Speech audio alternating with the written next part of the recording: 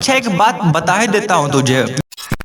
जब भी अगर तुझे बिना मेहनत के मजे मिलने लगे ना तो दिमाग भटक ही जाता है दोस्त, क्योंकि हमारा दिमाग होता ही ऐसा है। जिन्हें तुम अपना दोस्त कहते हो ना वो वास्तव में तुम्हारे दुश्मन होते हैं, क्योंकि जो इंसान तुम्हारे लक्ष्य से तुम्हारे सपनों से दूर करे वो तुम्हारा दोस्त भला कैसे है? जो तुम्हारे गलत रास्तों पर ले जाए वो तुम्हारा दोस्त नहीं हो सकता। शायद आज तुम्हें ये बात समझ में ना आए, लेकिन एक ना एक दिन तुम इस बात को समझोगे। लेकिन ध्यान रखना, जब तक ये बात समझ में आएगी ना तुझे तो समय हाथ से निकल चुका होगा तेरे, और फिर इस बात को समझने का तुम्हें कोई फायदा भी नहीं हो मिलेगा। अगर तुम्हें समझते हो ना कि फेसबुक, इंस्टाग्राम और व्हाट्सएप पर अपनी अच्छी अच्छी डीपी लगाने से तुम्हारे असलियत छुप जाएंगे तो ये तुम्हारी भूल है दोस्त, क्योंकि ये कांच के फूल सिर्फ सजावट के काम आते हैं, लेकिन पूजा सिर्फ असली फूलों से ही होती है। इसलिए दिखावे की जिंदगी से दूर रहो और असली चीज पर मेहनत करो। किसी चीज से भागो मत दोस्त, बल्कि उसका सही इस्तेमाल करो। ऐसे लोगों से दोस्ती करो जो तुम्हारे पढ़ाई से ध्यान न भटकाए, बल्कि तुमसे सिर्फ पढ़ाई के बारे में ही बात करे। देखो,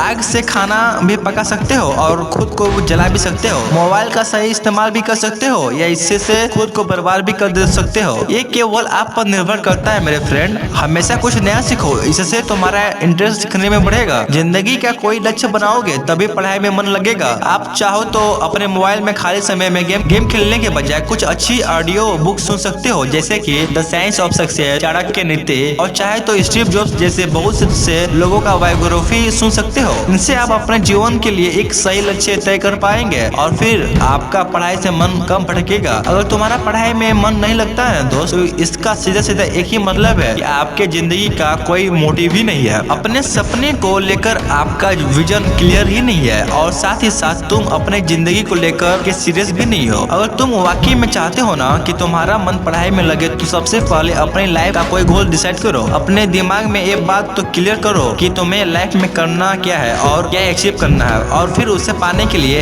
एक प्लान बनाओ और ये लिस्ट अपने मन में क्लियर रखो कि गोल को अचीव करने के लिए तुम्हें क्या क्या करने की जरूरत है। निश्चित रूप से अगर उस लिस्ट में पढ़ाई का नाम आता है ना तो फिर आप पढ़ाई से भाग नहीं सकते और ना ही आपका भागने का मन करेगा, क्योंकि तब आपको वह चीज जरूर समझ में आ जाएगी जिसकी आपको जरूरत है। उम्मीद है आप मेरी इन बातों को समझेंगे। आज के लिए इतना ही। जय हिंद, वंदे मातरम।